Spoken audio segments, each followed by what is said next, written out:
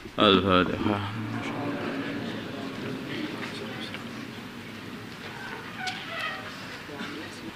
Bismillahirrahmanirrahim.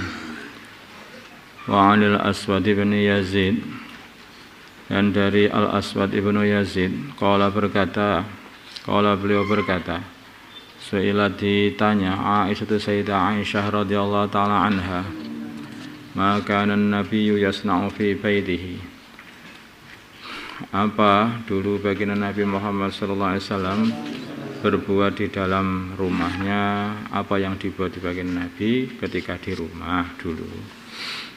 Qalat Sayyidah Aisyah berkata, karena adalah baginda Nabi yakunu, adanya beliau fi mihnati ahlihi, di dalam berkhidmat pada keluarganya, yakni khidmati ahlihi, yaitu berkhidmat kepada keluarganya.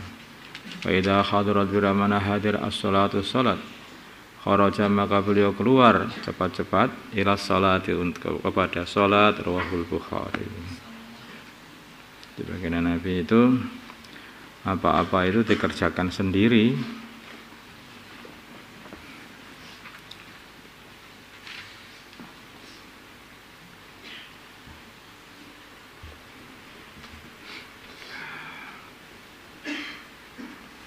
Seperti membersihkan baju beliau, memerah susu kambing beliau, menambal baju beliau sendiri, memperbaiki sandal dan sebagainya, mengkhidmati dirinya sendiri.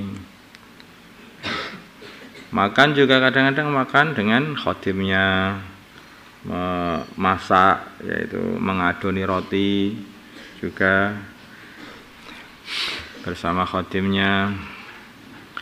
Kadang-kadang juga membawa barang-barang yang beliau beli dari pasar juga dibawa sendiri. Jadi bukan terus orang, padahal beliau ini orang sangat mulia gitu. Tapi beliau apa-apa itu ditandangi sendiri. Jadi bukan orang yang terus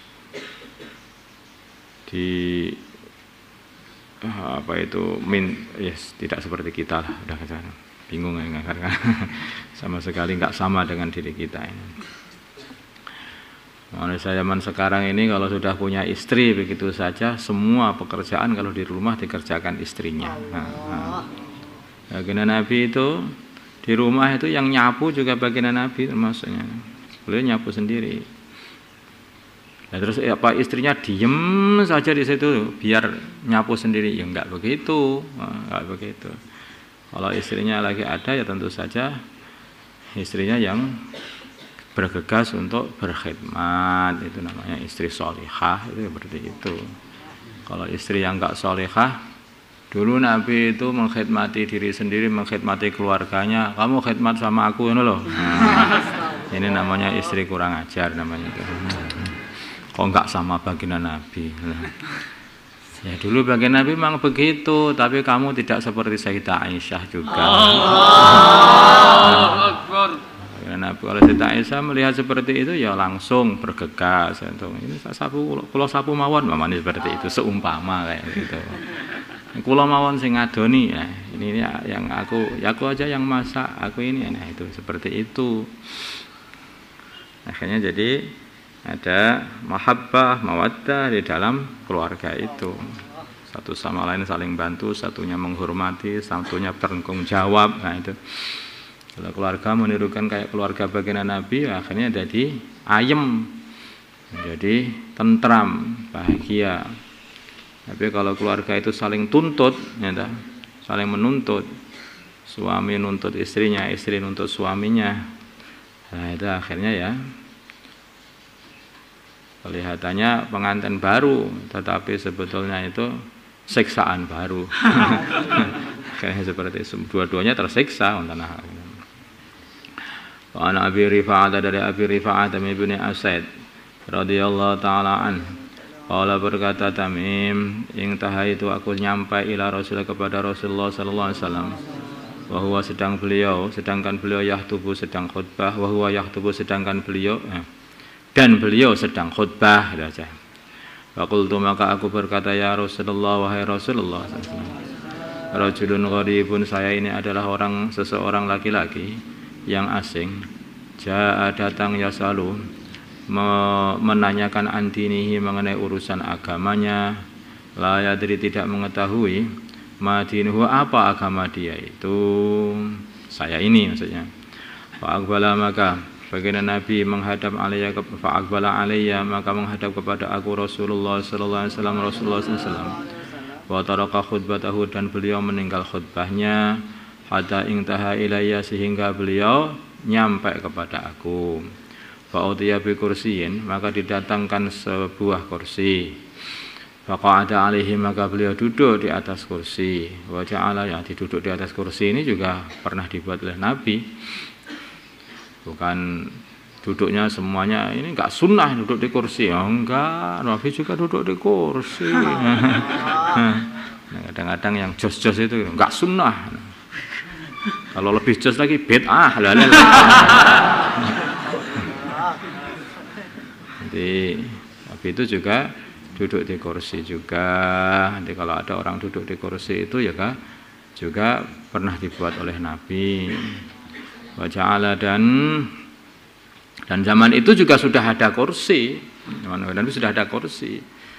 Karena baginda Nabi ketika mau duduk di kursi pun juga kursi sudah ada, tidak perlu buat dulu, enggak. Nanti zaman dulu ya sudah ada kursi artinya itu. Wa ja'ala, dan beliau jadi yu'allimuni, mengajari aku, mimma 'allamahullah, dari apa yang Allah ajarkan kepada beliau.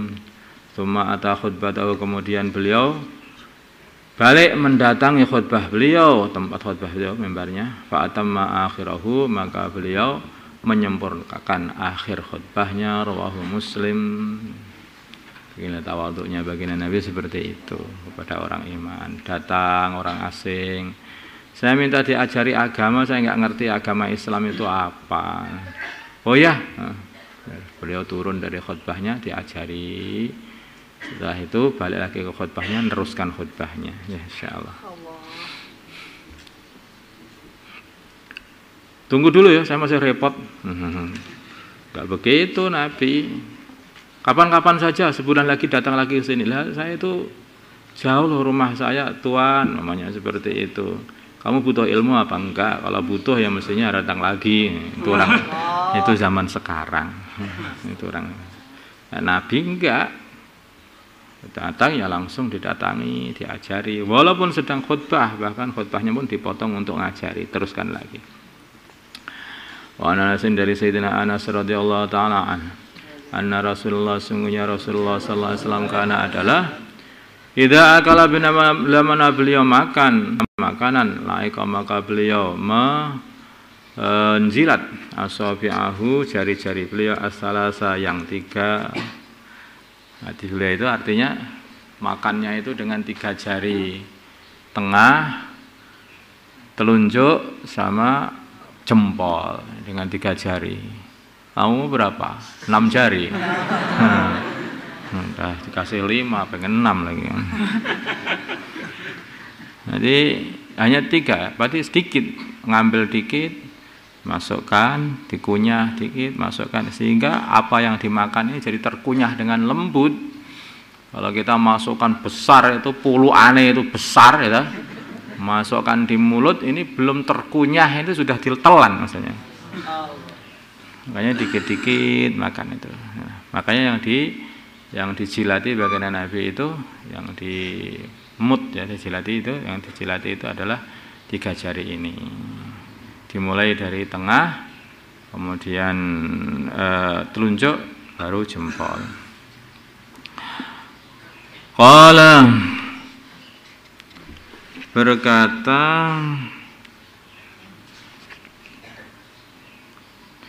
berkata Sayyidina Anas, wa qala, dan bersabda baginda Nabi, idza saqatat bila mana jatuh luqmatu ahadikum, suapan salah satu kalian, fal nyumit, maka hendaknya dia mengambil, maka hendaknya dia membersihkan, mengambil kotoran maksudnya, maka hendaknya membersihkan anha, dari luqmah itu al-adza, kotorannya, wal yakulha, dan supaya dia makan kembali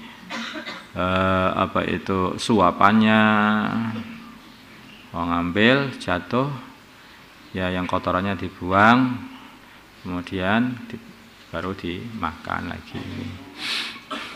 Wala yada'ha, dan janganlah dia membiarkan suapan yang jatuh itu lisyaitani, untuk syaitan. Jadi setan itu jangan kamu kasih makan. Setan itu jangan kamu kasih makan. Kamu itu loh tidak perlu memelihara setan, sudah datang sendiri setan itu. Jadi kalau orang itu membiarkan jatuh-jatuh, dibiarkan, kalau makan itu memelihara setan namanya itu. Ada lagi orang yang memelihara setan lagi, waktu sholat itu renggangan-renggangan dibiarkan, akhirnya dia berteman dengan setan. Nah ya, gabung sama setan. Softnya diisi sama setan. Wa amara,